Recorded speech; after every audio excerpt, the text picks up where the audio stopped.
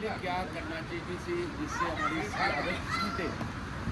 बच्चों को ज़्यादा एक्टिविटीज़ भी लगाओ ना, जैसे हमको बच्चे सबसे जो बढ़िया तो ये भी है ना जो गुरुदेव ने हमें दिया कि कुछ देर हम परिवार के साथ बैठे और कुछ है ना भजन चाहे हो या एक आरती या एक भजन या थोड़ा कुछ डिस्कशन वो टाइम हमारे पेरेंट्स अपने एक्सपीरियंसेस धरोहर बच्चों को सौंपे सबसे बड़ी तो वाणी की धरोहर है जी।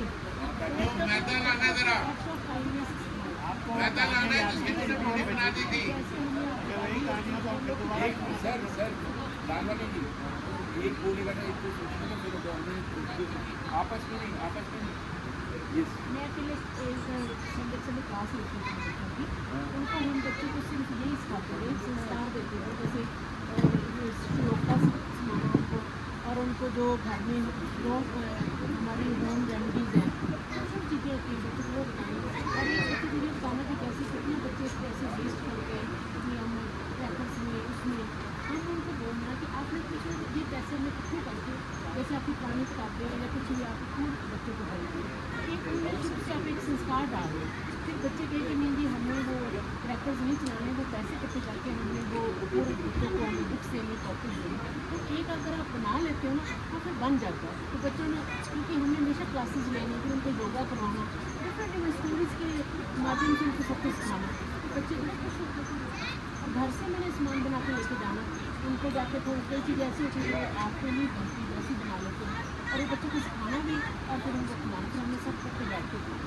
तो एक बच्चे में वो एक फीलिंग आती है ना कि अवेयरनेस कैसे भी आपने सारी अवेयरनेस बच्चे बैठे साथ बच्चों के साथ टाइम स्पेंड एक बार क्या हुआ कि मैं गई तो मेरी नाती साथ थी, मैंने ऐसे सोचा दूसरे को मैं बताऊँ, उसको लगा कि सारे बच्चों को दोस्त मैं क्यों बोल सकती हूँ, इतना अच्छा लगा। 3 साल की थी 4 साल, तो वो भी कहते कि मैं भी बताती हूँ, तो बच्चा एक दूसरे को देखा देखी करता है, लेकिन अगर वो ऐसे कुछ कर रहे तो मैं भी कुछ आप सर पहले भी मैं बहुत लोगों ने बताया है कार्बन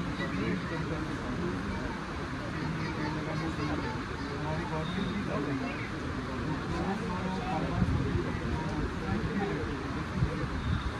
वो भी अभी हटा रहे हैं, और भी ऐसी बहुत सारी चीज़ें हैं जिसके फ्लोरोफ्लोरोकार्बन आते हैं, जिसकी वजह से जो ओजोन लेयर है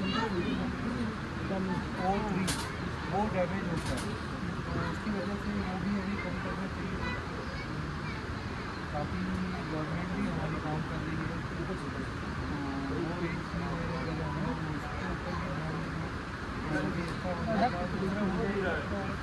कहीं कहीं डैम्स की वजह से भी थोड़ा डिज़ास्टर का मतलब वो बढ़ता है, जो मैन मेड डैम्स कहीं कहीं बहुत बड़े बन जाते हैं, सड़कें कंस्ट्रक्शन तो आप बोल रही हैं कि कंक्रीट जंगल बनते जा रहे हैं, पेड़ कम होते जा रहे हैं,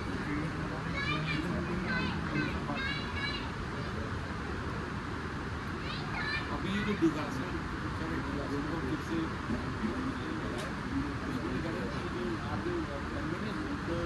फार्म हाउस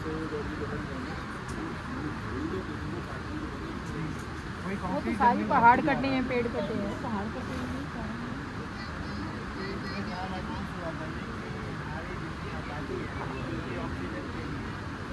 और टेम्परेचर को कंट्रोल करने के लिए कितने पेड़ चाहिए कि हम अगर संख्या को देखें तो जान हमारे देश की संख्या के हिसाब से 500 करोड़ पौधे पौधे लगेंगे, लगाने ही नहीं चाहिए सर। आपकी बात बीच में है कि चाहे हम लगाएं 100 लगाएं, लेकिन उन्हें बचाएं, जिंदा रखें। हम लगा तो हज़ारों में दे देते हैं। आज मॉर्निंग का एग्जाम्पल देना था, मैं ट्री प्लांटेशन क्या किया, चाहे 2 पेड़ लगे लेकिन वो जिंदा रहें। गांव देहात में वो सब खत्म होते जा रहे हैं, सारी इंडस्ट्रियल एरिया खुल रही है। आज हमारे में से किसी को मिलता है कि वहाँ प्लाट मिल रहा है तो आदमी ले लेता है, ये नहीं पूछता कि वहाँ ज़मीन ये जो थी खेती की वो कैसे कट गई, खेती की जमीन तो वैसे हट गई, सारे खत्म होते चले जा रहे हैं, सारे सारे इंडस्ट्रियल एरिया होता जा रहा, इंडस्ट्रियल एरिया होता चला जा रहा। नहीं ये बिक रहा है सारे सारे स्कूल कॉलेज खुल रहे हैं, स्कूल कॉलेज से पास कर दीजिए बिल, आपने सरकारी पास कर दीजिए। जो चाहे हमारे जिनके पास अच्छे अच्छे घर में प्लांट्स हैं, लग रहा है कि वो यहाँ तक ला सकते हैं, उनको लेके आना चाहिए ताकि यहाँ पर वाले प्लांट्स अगर लग सकते हैं और उनको यहाँ तक लगाएं। जैसे लिलीज वगैरह आई है ये बहुत अच्छा आइडिया। अगली बार जो हम ट्री प्लांटेशन करेंगे वो स्ट्रीट प्लांटेशन में वो वाले पौधे लगाएंगे जो लगता है कि आपके हिसाब से सर्वाइव कर सकते हैं। तो गार्डनिंग हॉबी मुझे लगता है सबकी होगी, मेरी भी हॉबी गार्डनिंग है, आपकी भी होगी, आपकी भी होगी। और घरों में बहुत सारे प्लांट हैं और आपको ये समझ में आया था कौन सा प्लांट जो है वो सर्वाइव करता है, कौन सा नहीं करता। आप समझे? तो आप हर्बल प्लांट्स की बात कर रहे हैं, दूसरी भी हर्बल प्लांट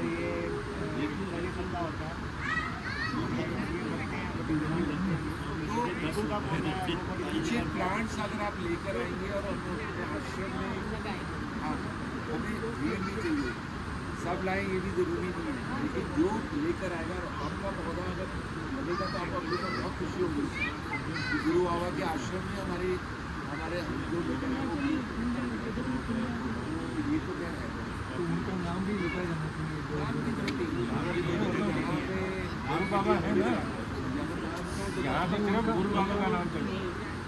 अच्छा, दूसरा भी जो हमने अब बात कर रहे थे कि जो ऑनलाइन जो एडिक्टेड ऑनलाइन गेम्स में या फिर सोशल मीडिया में, तो उसके लिए जो है न्यू एडिक्ट की अगर बात करें तो उसके लिए क्या उन्होंने सही कहा, एक तो वही सर कि फैमिली गेट टुगेदर तक आप सुबह तक खेलो, उसके बाद टेबल पर पॉइंट ये जैसे हम अपने आप को टाइम देंगे बच्चों को नहीं दे सकते, क्योंकि हम अपने आप को टाइम देते हैं। बदलना बच्चों की आदत तो तभी बदली जाएगी जब हम खुद बदलते बैठेंगे, उसमें बैठेंगे हम उनके साथ बदल जो अभी अपना फोन रखना चाहिए। बच्चे आजकल हमारे बच्चे इस चीज़ से बहुत दूर होते चले जा रहे हैं, उनके पास टाइम ही नहीं है ना, मतलब उनका एडिक्शन क्या है, फ़ोन में ही लगे रहते हैं ज़्यादा, काफ़ी टाइम जैसे टाइम मिला फ़ोन में अपना टाइम लगा दिया, बाकी टाइम अपने काम में लगा दिया। तो इस साइड में उनका है ही नहीं है, ध्यान नहीं है, उसमें ना कुछ होता चला जा रहा है। उसमें जैसे जिनके बच्चे छोटे हैं, जैसे बाजारों से कवर चढ़वा देते थे है ना, आजकल हम कहते हैं काम छूटे बाजार से करवाए थे। मुझे याद है सर मैंने 10th तक सारे को चढ़ा हो गया। वो आजकल तो सब पेरेंट्स जो आजकल हैं वो जब तक मेरा छोटा सा बच्चा गोद में भी है, जब तक हमारा वो फ़ोन नहीं देखेगा तब तक वो दूध ही नहीं पिएगा। आदत उसको वहीं से ही डाल रहे हैं ना। तो उसमें हमारी पुरानी ट्रेडिशनल स्टोरीज इतनी अच्छी हैं, वो हम खुद पढ़ें और उनको सुनाएं ताकि उनको प्रीवियस नॉलेज भी रहे है ना, और इस चीज़ से वो हमारे साथ जुड़े। स्टोरी में सुनाता हूँ आपको। स्टोरी का नाम है 3 मजदूर 3 मजदूर। यानी कि सर्कमस्टांसेस नहीं बदल सकते, लेकिन हर सर्कमस्टांसेस में हम कुछ रहना हमारे हाथ में। तो एक व्यक्ति समुद्र में जैसा व्यक्ति जो है घूमता, उसको आदत है कि हम सबसे बातचीत करते हैं। उसने देखा एक मजदूर जो है वो पत्थर तोड़ रहा है, गर्मी के दिन में पसीने तो पहले मजदूर के पास जाता है और उससे पूछता है कि आप क्या कर रहे हो? कह रहा देख रहे हैं मैं पत्थर तोड़ रहा हूँ और तुम्हें को परेशान कर रहा है, यहाँ पे लाया उसने हट भगा दिया। आगे गए, आदत से मजदूर आगे देखा एक और व्यक्ति वही काम कर रहा है, फिर उनका सवाल वही का वही, ये आप क्या कर रहे हैं? कह रहे दिख नहीं रहा, मैं पत्थर तोड़ रहा हूँ। नहीं सॉरी, उसका जवाब अलग था। तो बोला है रोजी रोटी के लिए कुछ तो करना पड़ता है, अगर मैं पत्थर नहीं तोड़ूंगा तो खाऊंगा क्या? तो इसलिए ये मेरी इससे गुजर बसर चलती है, इसलिए मैं पत्थर तोड़ूंगा। फिर तीसरी आगे थोड़ा और आगे जाते हैं, तीसरा मजदूर ये मिलते हैं और वो क्या कर रहे हैं, गुनगुना रहे हैं, खुशी से गुनगुना रहे, गीत गा रहे हैं, बहुत प्रसन्न है, बहुत खुश है। तो वो कहता है कि इतनी खुश क्यों नजर आ रहे हैं? कहता है कि इतनी खुशी क्यों नहीं है? कहता है मैं तो इतना खुश हो रहा हूँ, इतना खुश हो रहा हूँ, इतना खुश। कह रहे किस बात की खुशी है? क्यूरियोसिटी तो है, क्यूरियोसिटी खत्म नहीं हो रही। वो खुशी देख के भी नहीं उनके सवाल तो सवाल है। सिकंदर भैया कह रहे यार इतना खुश क्यों है? कह रहा मैं इस बात भाई ये सोच के खुश हो रहा हूँ, ये सोच के क्या सोच के खुश हो रहा हूँ।